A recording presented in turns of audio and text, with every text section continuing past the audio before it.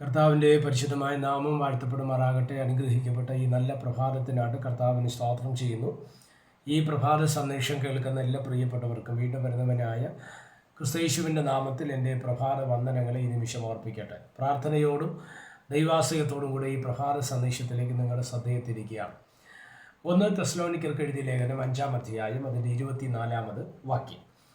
നിങ്ങളെ വിളിക്കുന്നവൻ വിശ്വസ്തനാകുന്നു, അവനത് നിവർത്തിക്കും. ഈ വാക്യം നമുക്ക് ഇവർക്ക് പരിചിതമാണ് അല്ലേ? നമ്മളെ വിളിച്ചൊരു ദൈവമുണ്ട് അല്ലേ? നമ്മളെല്ലാവരെയും വിളിച്ചൊരു കർത്താവുണ്ട്. ഒരു ദിവസം നമ്മൾ പഠിക്കുമ്പോൾ വിളിക്കുന്ന ദൈവം ഇല്ലെങ്കിൽ ആരെയാണ് ആദ്യം വിളിച്ചത് എന്ന് നമ്മൾ പരിശോധിച്ചാൽ അതിന് നമുക്ക് ഏറ്റവും ആദ്യം പറയാൻ പറ്റുന്നൊരു ഉദാഹരണം എന്ന് പറയുന്നത് അബ്രഹാമിനെയാണ് അല്ലേ? അബ്രഹാമിനെയാണ് ദൈവം ആദ്യം വിളിച്ചത്.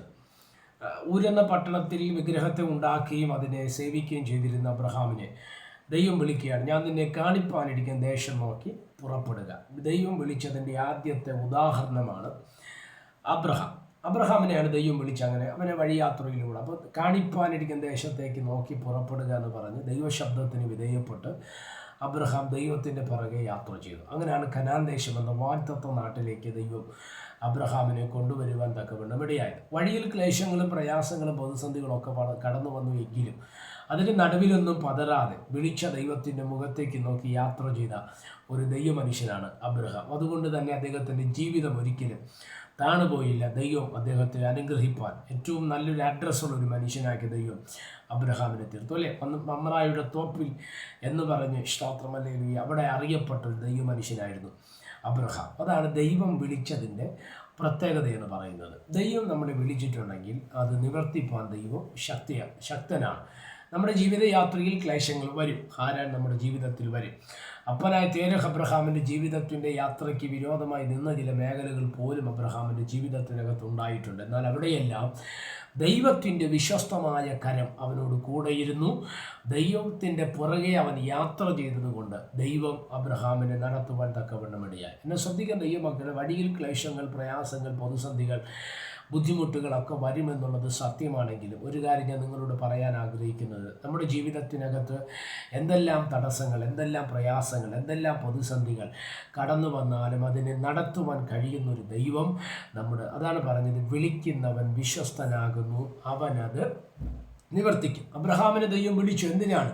കാണിപ്പാനൊരു ദേശം നോക്കി പുറപ്പെടുക. അപ്പം അവിടെ എത്തും വരെയും ദൈവം അബ്രഹാമിനോട് കൂടെ ഇരുന്നു അല്ലേ? സ്തോത്രം. ഇസ്രായേലിൻ്റെ അടിമനുഖത്തിനകത്തുനിന്ന് ഇസ്രായേൽ ജനത്തെ മോശ എന്ന ദൈവമനുഷ്യൻ മുഖാന്തരം പുറപ്പെടുവിക്കുമ്പോൾ സ്തോത്രം പലതരത്തിലുള്ള ആശങ്കകൾ ഇസ്രായേൽ ജനത്തിൻ്റെ മുമ്പിലുണ്ടായിരുന്നു.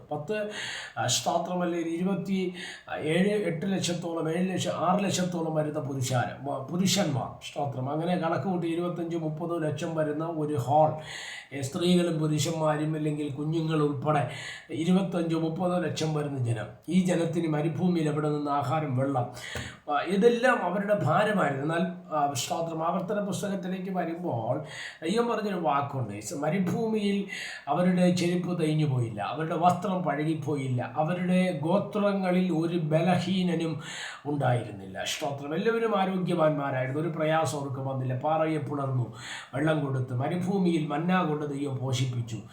കാടപ്പച്ചിയുടെ ഇറച്ചിയ ദൈവം കൊടുത്ത് അവരെ അനുഗ്രഹിപ്പാൻ തക്കവണ്ണം ഇടവന്നു. അങ്ങനെയൊക്കെ ദൈവം അവരെ നടത്തി. കാരണം അവർക്ക് ദൈവം വിശ്വസ്തനായിരുന്നു. എന്തിനാ ദൈവം ഇസ്രായേലിൻ്റെ മണ്ണിൽ നിന്ന് അവരെ വിളിച്ചത്? കനാൻ ദേശത്തിൽ എത്തിക്കാൻ വേണ്ടിയാണ്. അവിടം വരെയും ദൈവം കൂടെ ഇരിപ്പാൻ തക്കവണ്ണം ഇടവന്നു. എന്നെ ശ്രദ്ധിക്കുന്ന ദൈവമക്കളോട് പറയാം, എന്നെയും നിങ്ങളെ പരിപാലിക്കുന്ന ഒരു ദൈവമുണ്ട്. എന്നെയും നിങ്ങളെ വിളിച്ച ദൈവം വിശ്വസ്തനാണ്.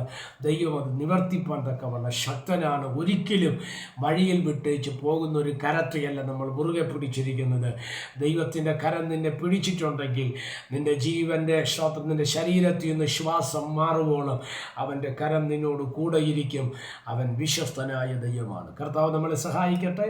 പ്രാർത്ഥിക്കാം. പരിശുദ്ധനായ ദൈവമേ, സ്വർഗീയ പിതാവേ, വഴിയിൽ വിട്ടേച്ചു പോകുന്ന ഒരു കരത്തെയല്ല ഞങ്ങൾ പിടിച്ചിരിക്കുന്നത്. അവിടുത്തെ നാമം ഞങ്ങൾ അവസാനം വരെയും ഞങ്ങളുടെ ജീവിതത്തിൻ്റെ അന്ത്യം വരെയും ഞങ്ങളോട് കൂടെ ഇരിക്കാമെന്ന് പറഞ്ഞ വാഗ്ദത്തത്തിൻ്റെ കരം ഞങ്ങളോടൊപ്പം ഉള്ളതിനെ ഓർത്ത് ഞങ്ങൾ തിരുനാമത്തിന് സ്തോത്രം ചെയ്യുന്നു. അവിടെ ഞങ്ങളെ സഹായിച്ചാലും ബലപ്പെടുത്തിക്കാണ്ട് ശക്തീകരിച്ചാണ്ട് ദൈവത്തിൻ്റെ കൃപ കൊണ്ട് ഞങ്ങളെ പൊതിയേണ്ടതിനായി പ്രാർത്ഥിക്കുന്നു. സമസ്ത മേഖലകളിൽ തൃക്കരങ്ങൾ തരുന്നു. കൂടെ ഇരിക്കണം. മഹത്വം അങ്ങേക്ക്.